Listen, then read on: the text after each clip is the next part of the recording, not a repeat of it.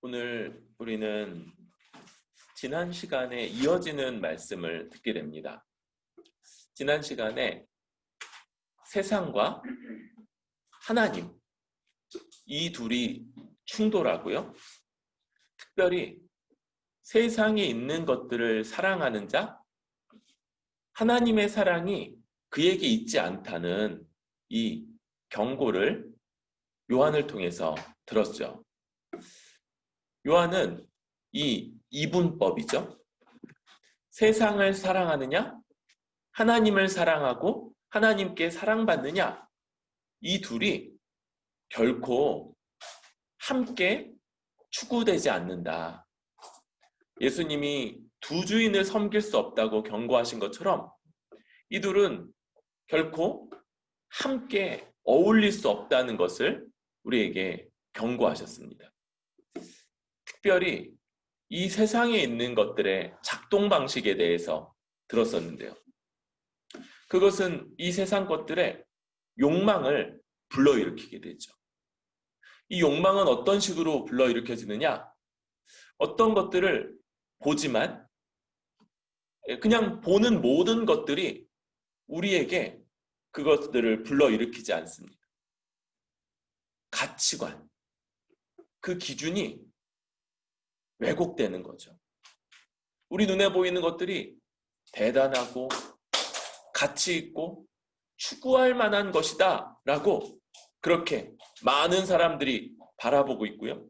많은 사람들이 그래서 그것들을 갖고자 애쓰고 노력하고 또 갖지 못했을 때 그것으로 인해서 힘들어하고 또 갖고자 그렇게 열망하게 되는 것이죠. 그리고 이것은 이생의 자랑. 그래서 그것은 다른 사람들 앞에 내세우거나 혹은 그게 없을 때 부끄러워하고 또 다른 사람들을 바라게끔 하는 이런 방식으로 작동하는 것들이다 말씀을 드렸습니다. 우리가 무엇을 원하고 있는가? 무엇을 소망하고 갈망하는가? 이것들이 이 세상의 방식이고 이 세상의 것들이며 그것이 세상 사람들이 자랑하고 추구하는 것들이라면 우리는 세상 것을 사랑하고 있다고 말해야 되고 또 그렇게 판단해야 될 이렇게 말할 수 있습니다. 이런 이 세상과 우리는 대조되게 되는데요. 바로 저 거짓 교사들, 거짓 형제들이 교회에서 나감으로써 분명하게 갈라지게 됐죠. 잘못된 가르침, 가짜 복음은 우리에게 죄와 분투하며 이 땅에서 살아가는 삶을 사소한 것으로 여기게 만들고, 그러나 참된 진리는 우리의 죄인됨을 깨닫지만 그러나 또한 주 예수 그리스도 안에서 그 죄사함을 받음을 확신하면서 그 죄와 싸우게끔 만들죠. 그리고 거짓된 진리에 속한 사람, 이 사람들은 요한일서에서처럼 교회에서 바깥으로 떠나가는 사람들이었는데 또 다른 하나는 공동체 가운데 거한다는 것입니다. 공동체와 함께하고 공동체 안에 거하는 것, 이것이 바로 참된 진리를 가진 증거이고 하나님의 자녀된 증거이다 라고 할 수 있죠. 그런데 요한은 너희가 모든 것을 안다, 이 20절이었죠. 너희는 거룩하신 자에게서 기름 부음을 받고 모든 것을 안다. 그래서 21절 너희가 알지 못하기 때문이 아니라 알기 때문에 쓴다. 이런 말들을 했었죠. 지난 시간에 조금 있다가 얘기하겠다 했었는데 말씀이 좀 길어져서 조금이 한 주간이 되었습니다. 그런데 26절부터 다시 본격적으로 이 얘기를 시작합니다. 우리가 성령으로 인해서 27절에 기름 부음이 너희 안에 거하나니, 기름 부음 20절에서는 바로 거룩하신 자에게 기름 부음을 받고 모든 것을 안다. 이 기름 부음은 구약에서 어떤 사람들을 특별하게 세울 때 기름을 부어서 세웠던 것이죠. 그런데 신약에서 이 기름 부음은 이제 단일한 것으로 대체됩니다. 바로 성령이 그에게 물 붓듯이, 기름 붓듯이 충만하게 임하시는 것, 이것이 바로 그 기름 부음이죠. 그렇게 기름 부어진 사람들, 그 사람들은 바로 성령을 통해서 모든 것을 알고 다른 사람들에게 가르침 받을 필요가 없다. 이렇게까지 말하는 것이죠. 이 말씀을 이렇게 너무 강하게 얘기한다면요. 성령 받은 사람은 공부할 필요가 없다. 말씀을 더 배울 필요가 없다는 이런 식으로 이해될 법도 한데 사실 그렇지는 않은 거죠. 이 얘기는 성령께서 임하신 사람들 아주 근본적인 분별력, 근본적으로 뭐가 진리이고 거짓인지, 무엇이 복음이고 무엇이 복음과 비슷하지만, 유사하지만 가짜인지를 분별할 수 있다는 것입니다. 미혹하는 자들이 있지만 이 땅에 미혹하는 자들, 거짓된 가르침, 이 세상의 관점으로 복음마저도 그렇게 오용하고 왜곡시키는 그런 사람들이 있지만 그것들에 대해서 너희 얼마든지 분별할 수 있다. 왜요?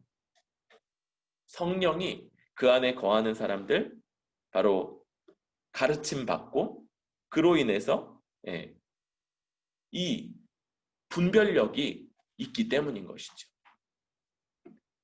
지금 요한은 성령이 함께 하시는 사람들 안에 있는 이 근본적인 분별력에 대해서 이야기한 것이죠. 그리고 이것은 말씀을 가르침 받을 때 공부하고 또 복음에 대한 이해가 더 깊어질 때 그때 더 명확해지고 분명해진다고 할 수 있죠.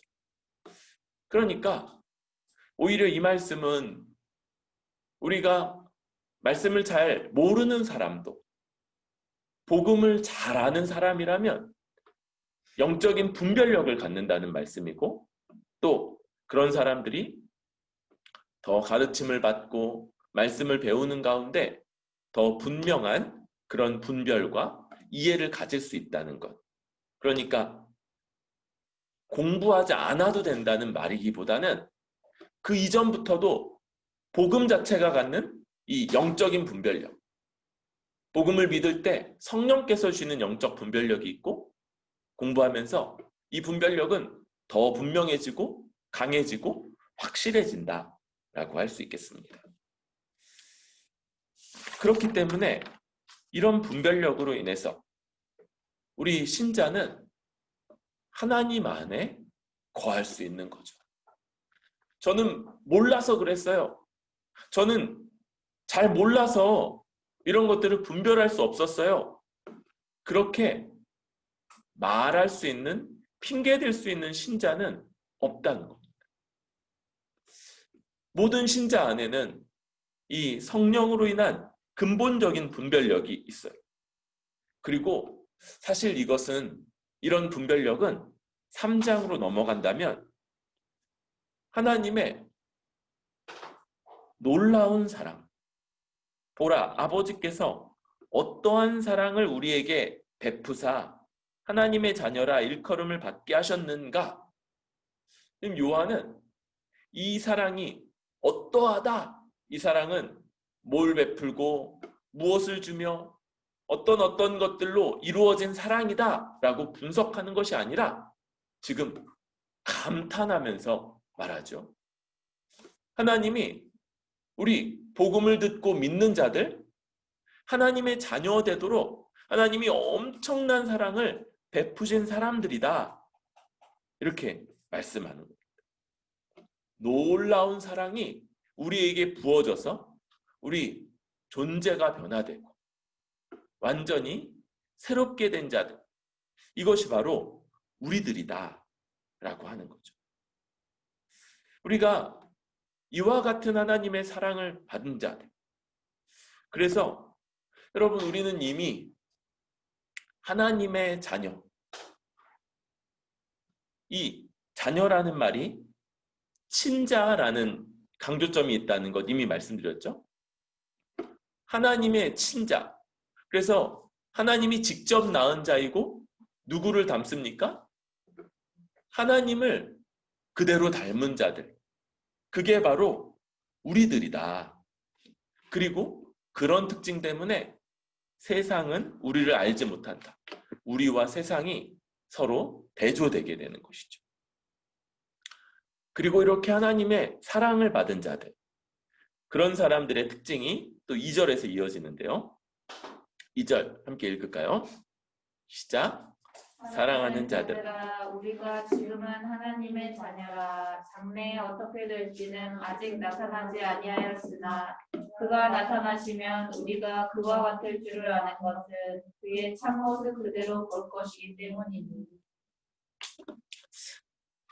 지금 3장 1절에서 하나님이 놀라운 사랑, 엄청난 사랑을 부어주셔서 우리들, 하나님의 친자녀 되게 하셨어요. 그런데 2절에서는 여기에 과정과 또 아직 그리고 이미의 차원이 함께 공존하고 있음을 2절이 붙여주죠.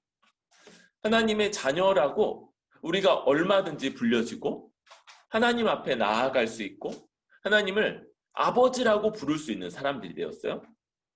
그런데 아직은 완전히 하나님의 자녀다운 모습, 하나님의 친자다운 모습이 다 드러나지 않는다는 것입니다. 2절을 보니까 이것이 드러나는 때는 언제냐면 장래예요. 장래. 또 28절에서는 2장 28절에서는 그가 강림하실 때, 그러니까 우리 주 예수 그리스도가 이 땅에 다시 오실 때, 2절에서는 그가 나타나실 때, 그가 나타나시면, 그러니까 우리가 하나님의 자녀로 지금 이미 그 모든 지위와 자격을 갖고 있는데 아직 우리의 겉모습, 우리의 성향, 우리의 삶의 방향성 이런 것들에서 아직 완전히 변화되지 않은 면들이 있다는 것. 우리 요한이 계속해서 지적했던 게 우리 중 어느 누구도 나는 회개할 만한 죄가 없어요 라고 할 수 있는 사람이 없다고 그랬죠. 우리 중 어느 누구도 우리 주 예수 그리스도의 십자가를 의지하지 않아도 되는 사람, 그런 사람 없고, 심지어는 이 십자가를 의지하여 회개하고 죄 없이 함 받는 일, 이것이 매일매일 날마다 우리에게 있어야 된다라는 것들을 오히려 강조했었죠. 그런데 더 이상 이 죄와 싸우고 죄를 인식하고 회개하는 일이 반복되지 않아도 되는 때가 오는데 언제? 장래이고 우리 주 예수 그리스도께서 강림하실 때이며 그가 다시 우리 앞에 나타나실 때이죠. 요한은 그때 벌어질 일을 시간 순서를 설명해 줍니다.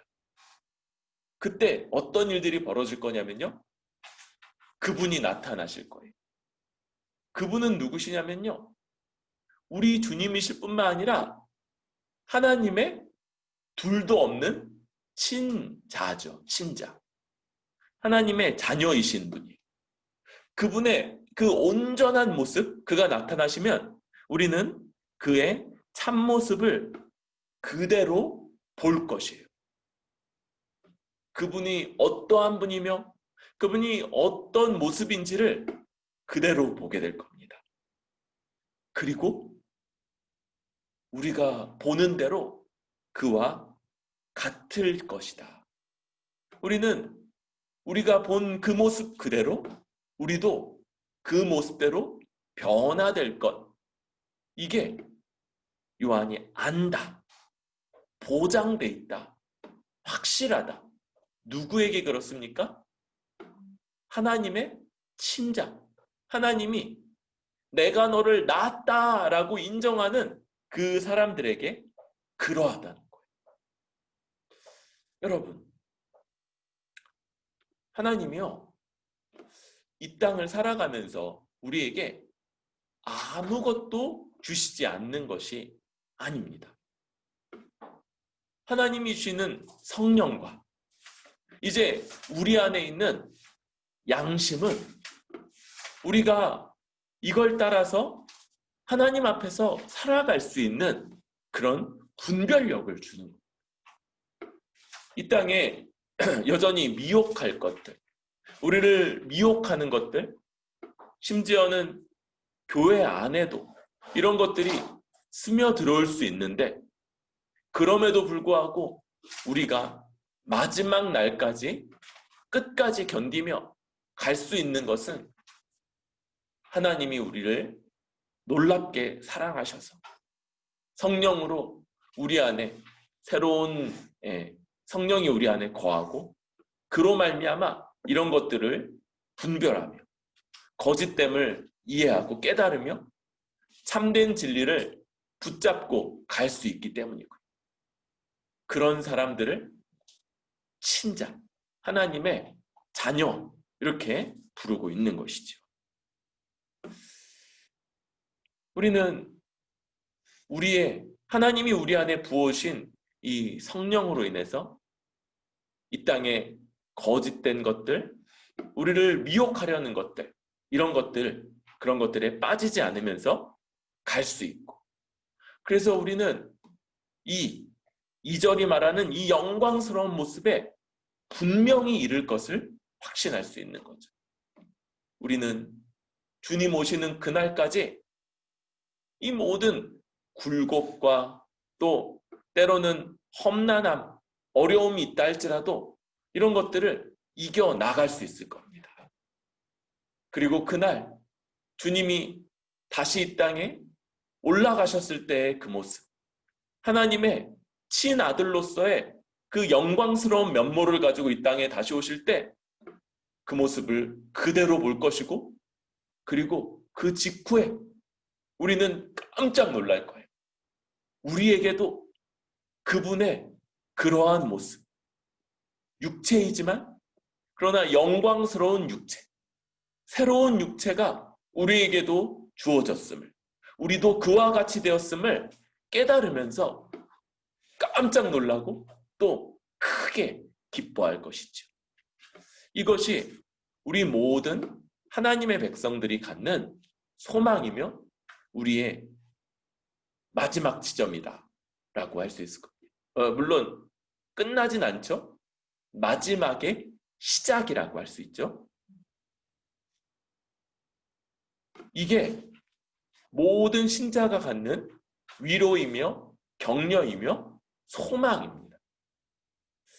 특별한 어떤 사람들에게만 주어지는 것이 아니라 모든 사람들에게 주어져 있는 아주 보편적인 그런 하나님의 약속이며 하나님의 선물이라고 할 수 있어요. 그런데 우리가 바로 이런 모습들을 소망한다면 이제 아주 보편적인 원리 하나가 또 강조되는데요. 3절 같이 읽어볼까요? 시작. 주를 향하여 이 소망을 가진 자마다 그의 깨끗하심과 같이 자기를 깨끗하게 하느니라. 우리가 주님과 같이 영광스럽고 아주 복된 모습으로 변화될 것을 아는 자, 또 그것을 소망하는 자, 그러면 이 땅에서 그 마지막 지점까지, 주의 나타나시는 날까지 가는 그 과정 역시 자기 자신을 깨끗하게 하는 그런 삶을 살아야 되고, 그 기준이 누구입니까?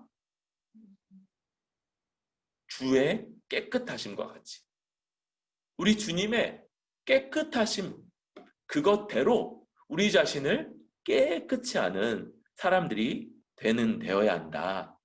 그리고 이것은 3절에 강조하는 것처럼 자마다 아주 일반적인 원리인 것. 어느 누구에게도 예외가 없는 원리이죠. 그런데 이것에 동전의 양면, 앞면이라면 뒷면과 같은 원리도 있는데요. 4절입니다. 죄를 짓는 자마다 불법을 행하나니 죄는 불법이라.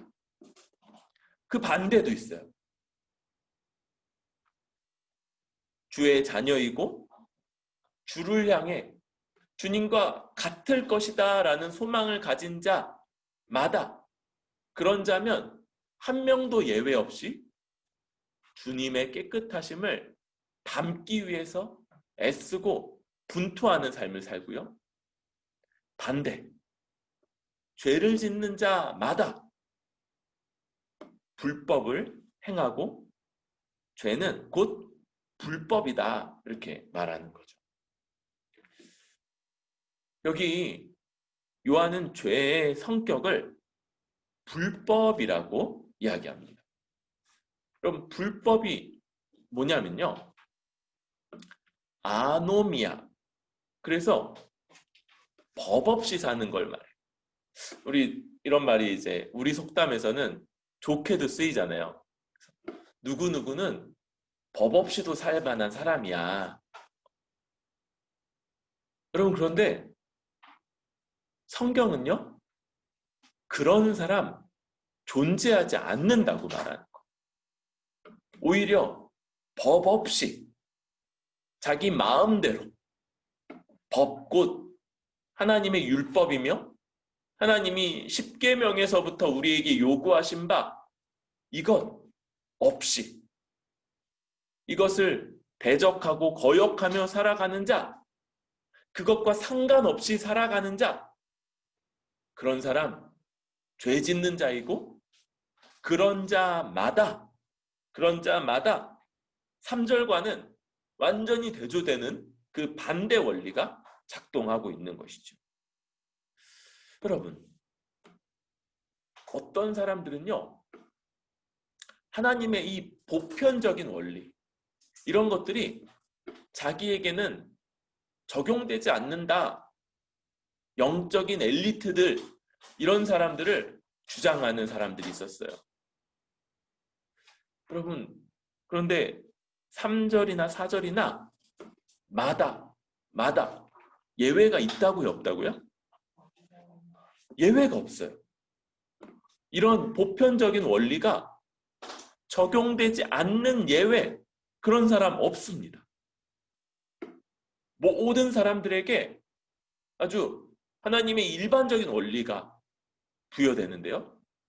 이를테면 심은 대로 거둔다. 그래서 주를 향한 소망, 주를 닮을 소망을 가진 자, 깨끗하기 위해서. 이 깨끗하다는 건 위생적인 차원만이 아니죠.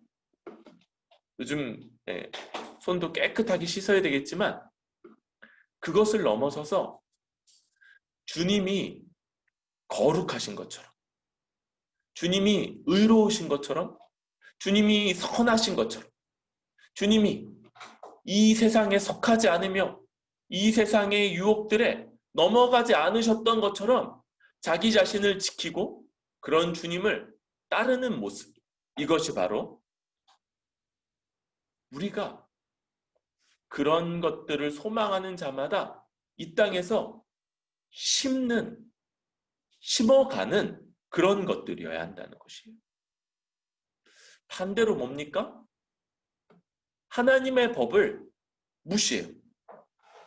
법이 그에게는 적용되지 않는다고 여기고, 나 그거 없이도 살 수 있어. 하나님의 법과는 상관없이 살아가는 모습? 그게 바로 죄인이고 하나님 나라에 들어갈 수 없는 자, 주님을 닮을 소망을 갖지 않은 자의 모습. 여러분, 하나님의 법은 이런 이야기들이 있죠. 우리 주님이 내가 너희를 자유케 할 것이다. 주님 안에서 신자는 자유를 얻어요. 이 자유는 어떤 자유냐면요. 이전에 우리를 얽어맸던 죄로부터의 자유죠. 그 이전에는 죄에 종되고 노예가 돼서 이 죄에 저항하거나 맞서거나 죄 바깥으로 벗어날 수 없었어요. 그런데 이 자유는 이전에 불가능했던 종됨으로부터의 자유인 거죠. 이게 뭐냐면 죄로부터 자유케 된 것은 그러니까 이제 자유하다, 무엇이든지 할 수 있다는 게 아니라 그 이전에 하나님의 종되는 것, 하나님의 백성 되고 하나님의 사람이 되는 것. 다른 말로 하면 하나님의 계명에 순종하는 삶, 하나님의 계명에 종되는 것이 불가능했던 삶이었는데 하나님의 계명을 따라갈 자유인 거예요.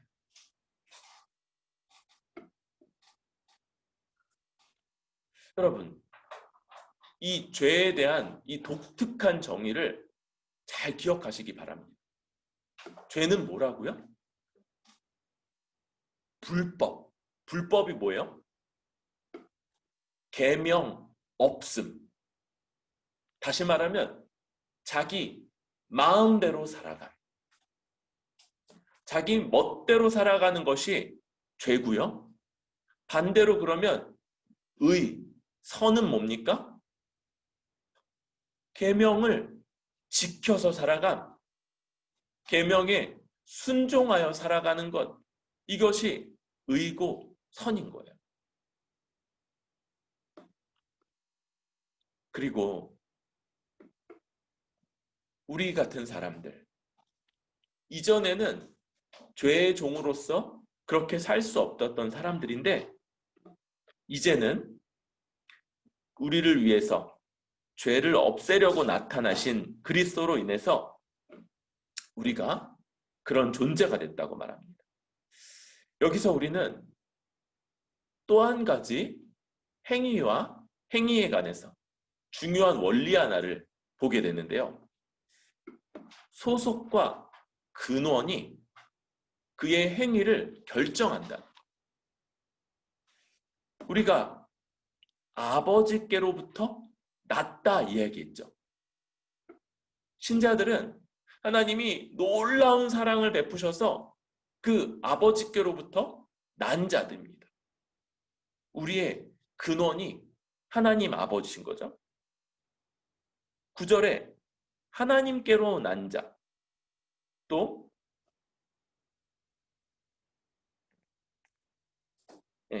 반대죠. 8절은 마귀에게, 죄를 짓는 자는 마귀에게 속하였나니. 그래서 여기 소속, 누구에게 속해 있느냐, 누구로부터 났느냐, 이 소속과 근원이 그의 행위를 결정한다는. 이 반대도 유효합니다. 반대가 뭐냐면 그가 지속적이고 반복적으로 어떤 행위를 하는가, 어떤 삶을 사는가, 무엇에 빠져 있는가, 무엇이 그의 관심사, 그의 삶, 그의 시간, 그의 깨어있는 대부분의 시간을 다 차지하고 있는가가 그가 누구에게 속했는가를 보여준다는 겁니다. 하나님께로부터 난 자, 하나님께 속한 자. 어때요? 하나님의 법에, 하나님의 계명에 순종한다 그랬죠? 반대로 그런 사람은 지속적이고 반복적으로 죄를 짓지 않아요. 이 세상 가운데 살아가면서도 세상에 속하거나 세상에 동화되거나 세상 것들을 사랑하게끔 되지 않는 것, 그게 바로 그의 특징인 거죠. 반대로 여러분 좀 듣는데, 이렇게 말씀을 듣는데, 그런데 이런 말씀이 그의 안에 남지 않아요. 그러면 어떤 일이 벌어집니까? 말씀을 들었지만 여전히 이 세상에 동화되고요. 하나님이 정하신 법, 하나님의 계명과는 상관없이 살아가면서 세상 가운데 똑같은 삶을 살죠. 그런데 7절, 자녀들아 아무도 너희를 미혹하지 못하게 하라. 근데 미혹돼서요, 자기가 여전히 하나님의 자녀이며 하나님 안에 있으며 하나님께로부터 났다고 착각하는 거. 뭐라고요? 소속과 근원이 그의 행위를 결정하고요. 반대는 뭐예요? 그의 행위가 그의 소속과 근원이 어디인지를 보여주는데, 그런데 아주 지속적이고 반복적으로 죄를 짓고 또 세상에 동화되면서도 이런 상황을 바라보지 못하면 그것은 미혹된 것이고 아주 눈이 어두워져 있다고 할 수 있는 거죠. 여러분, 그런데 우리 주 예수 그리스도가 나타나셨고 죄를 없애려고 나타나셨다라고 5절이 말하는 거죠. 여기서 우리 죄를 없앤다는 건 우리가 잘 아는 것처럼 그가 우리 죄의 짐, 우리 죄의 이 무거운 짐과 죄를 지었기 때문에 받아야 되는 벌을 대신 받아 없애시는 것을 말할 겁니다. 1차적이죠. 그리고 그것을 위해서 나타나셨다. 이렇게 할 때 우리와 같은 모습으로 성육신하신 것을 나타내는 그런 표현이죠.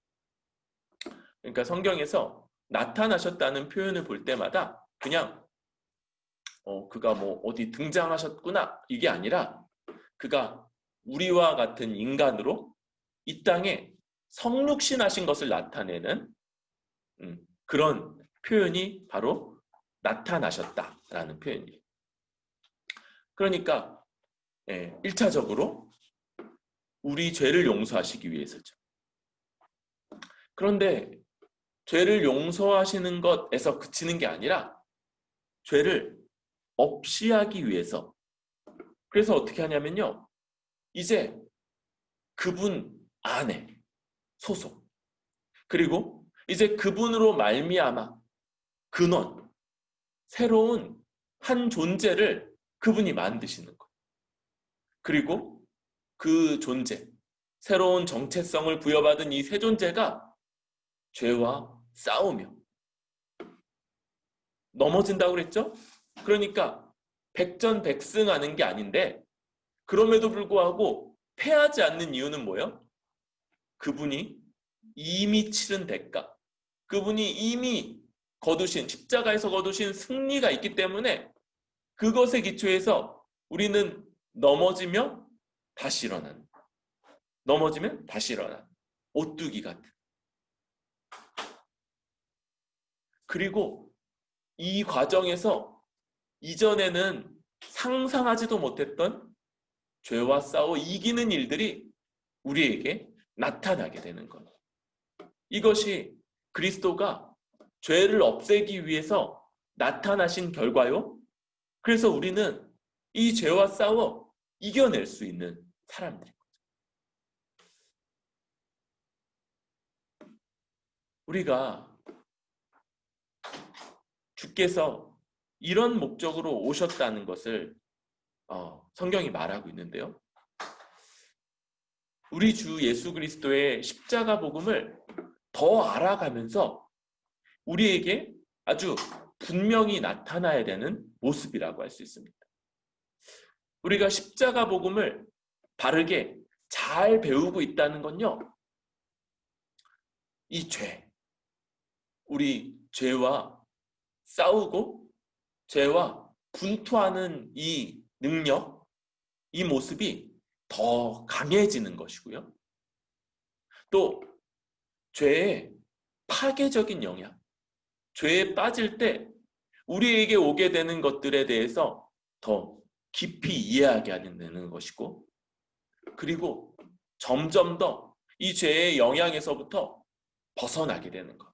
곧 죄와 싸워서 이기는 일들이 더 많이 생겨나게 되는 것.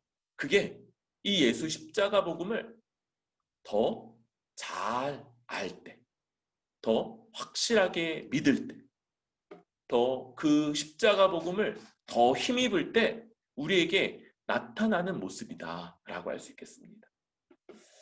예수 십자가 복음은 우리 죄의 용서를 위해서 주어진 것인 동시에 우리로 주님의 깨끗하심과 같이, 주님의 거룩하심 같이 우리도 그처럼 닮아갈 수 있게 하기 위한 그런 십자가 복음이고 십자가 희생임을 기억하면 좋을 것 같습니다.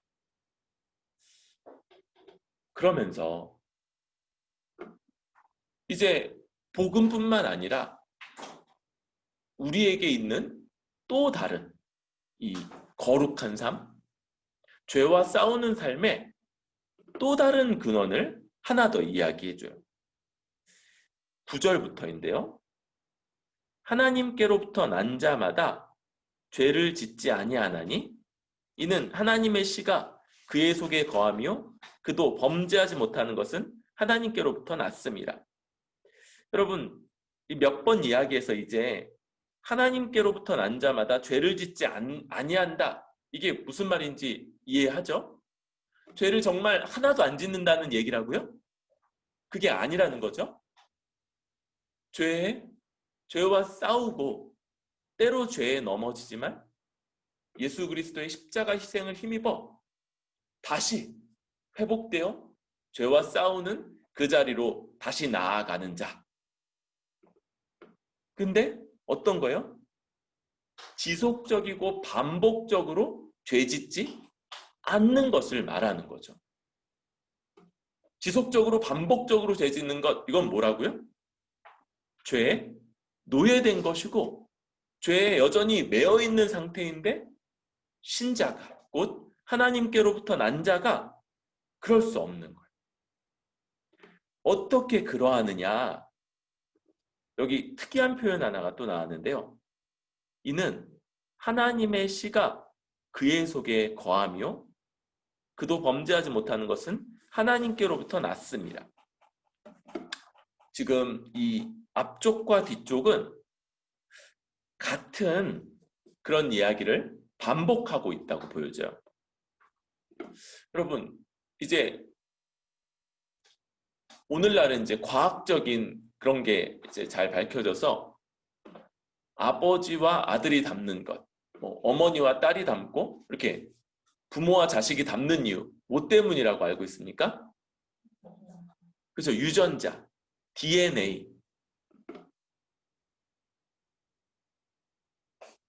제가 예전에는 알았었는데 DNA가 뭔지도, 디옥시, 뉴클리오, 사이드, 아무튼 그 DNA 이런 게 아버지와 자녀, 어머니와 자녀를 닮게 한다. 이런 것들을 우리는 알고 있어요.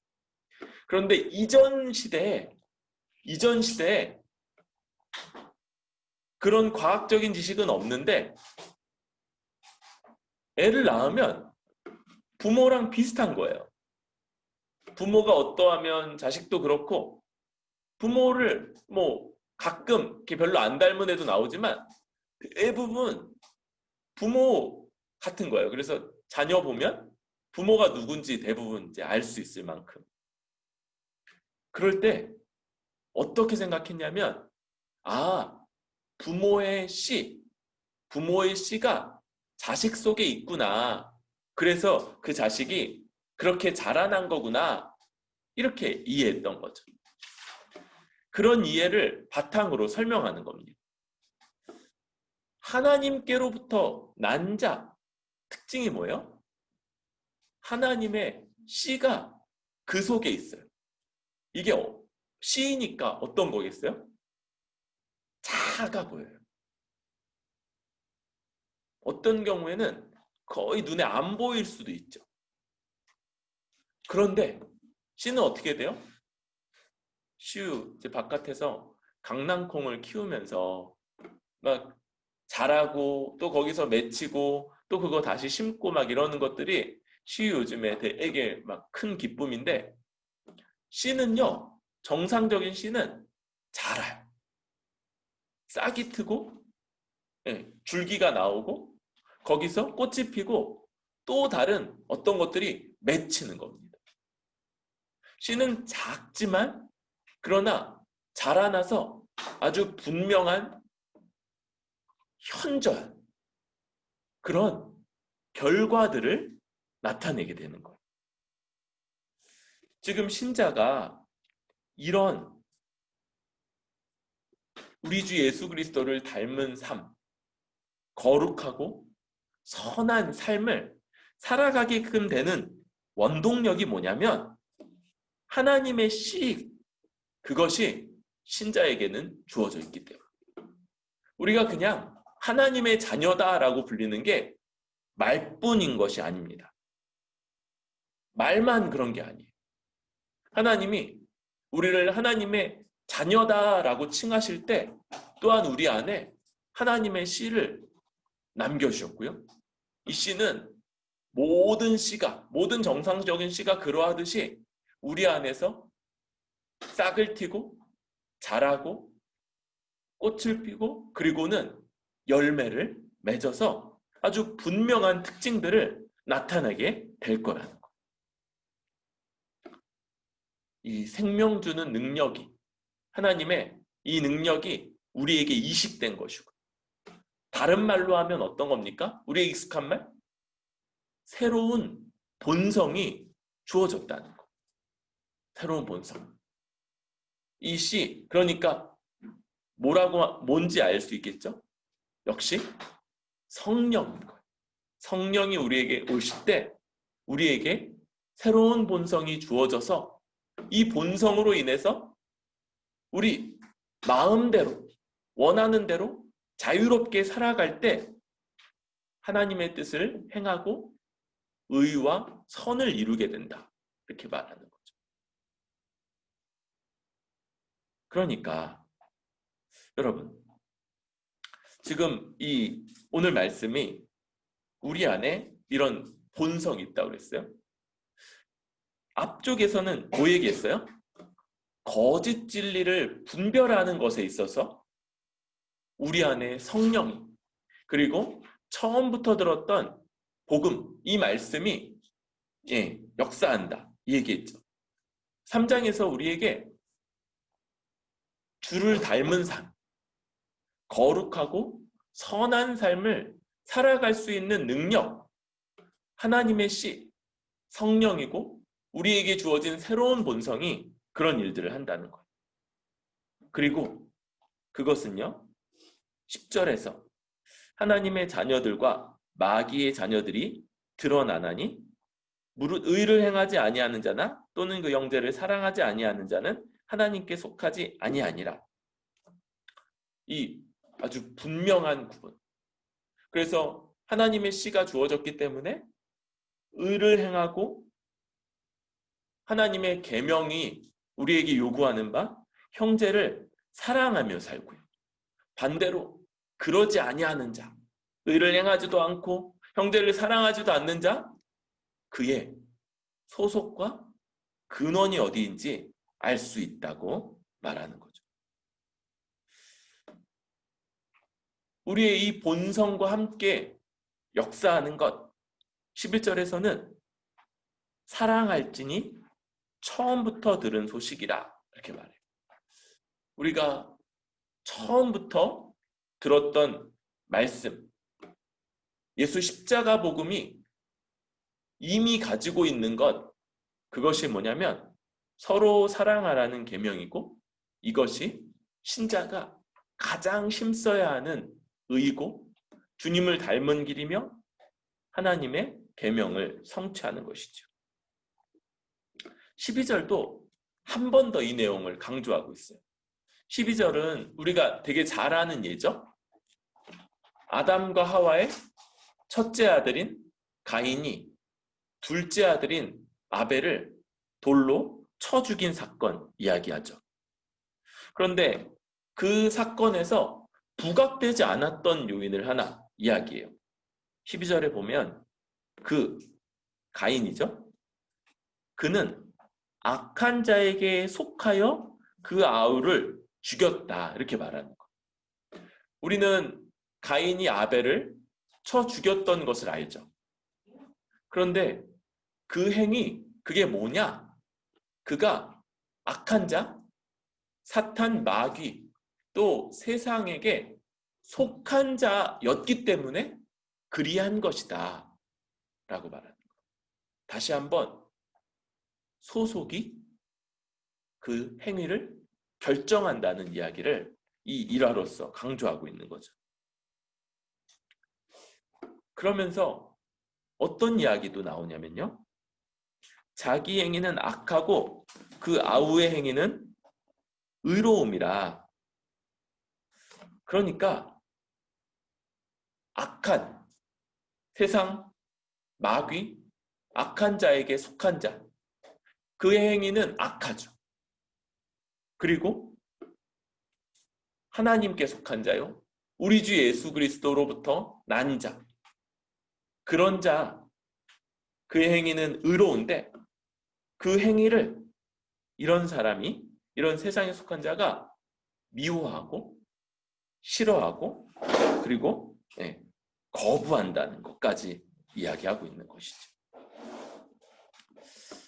여러분, 우리는 3장에서 우리 행위가 우리가 어디에 속해 있는가, 우리의 근원이 무엇인가를 드러내는 것이다 라고 함께 말씀을 듣습니다. 여러분, 우리는 복음 안에서 하나님께 속한 자이고 우리 주 예수 그리스도로 말미암아서 이 땅에 태어난 자, 또 새로운 본성을 부여받은 자들이지 않습니까? 하나님이 우리를 그냥 두지 않으셨다는 것. 우리 안에 하나님의 의를 행하고 그리고 하나님을 따라 그리스도를 닮아갈 수 있는 근본적인 능력이 우리 안에 주어졌다는 것을 믿을 수 있기를 바랍니다. 그리고 여러분, 그런 본성이 주어졌으니까 이제 그렇게 행하면 되는 거예요. 이제 우리에게 능력이 없다, 나는 할 수 없다 여기지 않고 하나님이 주셨으니까 그대로 살아가면 되는 겁니다. 이웃을 돌보고 섬기고 사랑하는 이것, 공동체 안에 거하여서 다른 지체를 나와 한 몸이다 라고 고백하고 여기면서 살아내는 것, 우리 그럴 수 있는 능력이 주어져 있습니다.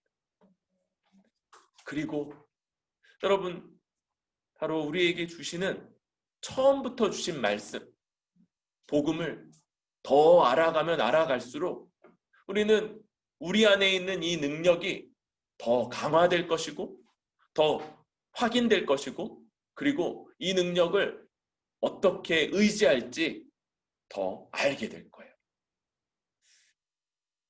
우리가 바로 서로 사랑하고 한 몸 된 공동체를 지켜감으로써 우리의 소속이 하나님 안에 있는 자요, 우리 주 예수 그리스도로 인해 태어난 하나님의 자녀들인 것을 분명하게 드러내는 우리 뿌리 깊은 교회 되기를 바랍니다.